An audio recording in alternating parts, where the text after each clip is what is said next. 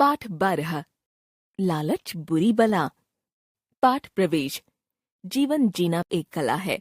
इसमें मानवीय दुर्बलताओं के लिए कोई स्थान नहीं होता। विशेषकर लालच करना अनेक बुराइयों एवं मुसीबतों की जड़ है। लालच के दलदल में फंसकर उससे बाहर निकलना आसान नहीं होता। हसन बहुत ही लालची इंसान था। उसे दिन रात सोना इकट्ठा करने की धुन सवार रहती। इस चक्कर में वह इतना कंजूस हो गया था कि जरूरत की चीजें खरीदना भी उसे अखरता। उसकी पत्नी फातिमा और वह दोनों हमेशा सोना इकट्ठा करने की तरकीबें सोचा करते। उन दिनों बगदाद में बहुत ही न्यायप्रिय खलीफा का राज था। उनका नाम था हारून अल रशीद। हसन उनके यहाँ नौकर था। वेतन के रूप में उसे जो पैसे मिलते उनमें से ज्यादा पैसे बचाकर वह सोना खरीदा करता। धीरे धीरे उसके पास काफी अशर्फियां इकट्ठी हो गईं। सोने की इन अशर्फियों को गिनते रहना उसका प्रिय शौक था। कुछ ही दिनों में उसका लालच इस हद तक बढ़ गया कि उसकी बुद्धि धन बढ़ाने के लिए बुरी तरकीबें सोचने में लग गई। एक दिन हसन और फातिमा ने एक अजीब तरकीब ढूंढ निकाली। फातिमा बाजार गई और आंसू बहाते हुए एक दुकानदार से बोली, बड़ा अन्याय हो गया। खलीफा ने मेरे पति पर झूठा इल्जाम लगाकर जबरन जेल में ठूंस दिया। मुझ बेसहारा पर रहम कीजिए। दुकानदार खलीफा की न्यायप्रियता से भली भांति परिचित था। खलीफा अन्याय नहीं कर सकते, ऐसा उसका विश्वास था। पर फातिमा के आंसुओं ने उसका दिल पिघला दिया। उसने फातिमा को मुफ्त में अनाज दे दिया। फिर तो रोज ही अलग अलग दुकानदारों के सामने फातिमा अपना वही दुखड़ा सुनाकर मुफ्त में अनाज बटोर कर लाने लगी। अपने आप को दूसरों की नजरों से छिपाने के लिए हसन सूरज निकलने से पहले घर से निकलता और रात गए लौटता।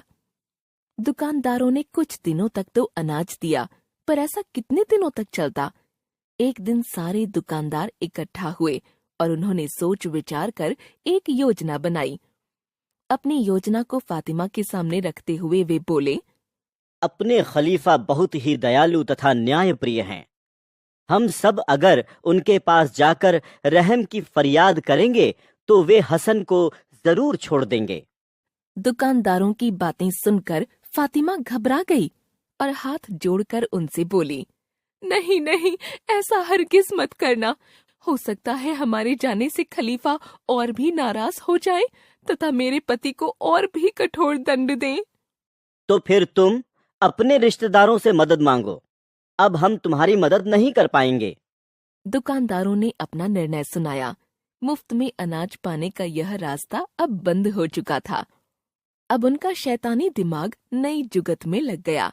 धन बढ़ाने का अन्य कोई उपाय न देखकर हसन ने महल में चोरी करने का निश्चय किया।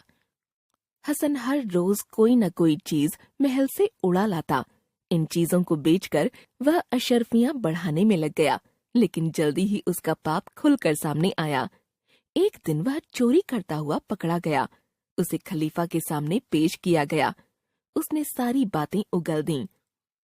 खलीफा बहुत नाराज हुए, पर संयम से काम लेते हुए बोले, महल में चोरी तथा दुकानदारों को ठगने के जुर्म में तुम्हें फांसी पर लटकाया जाना चाहिए, पर मैं ऐसा नहीं करूंगा।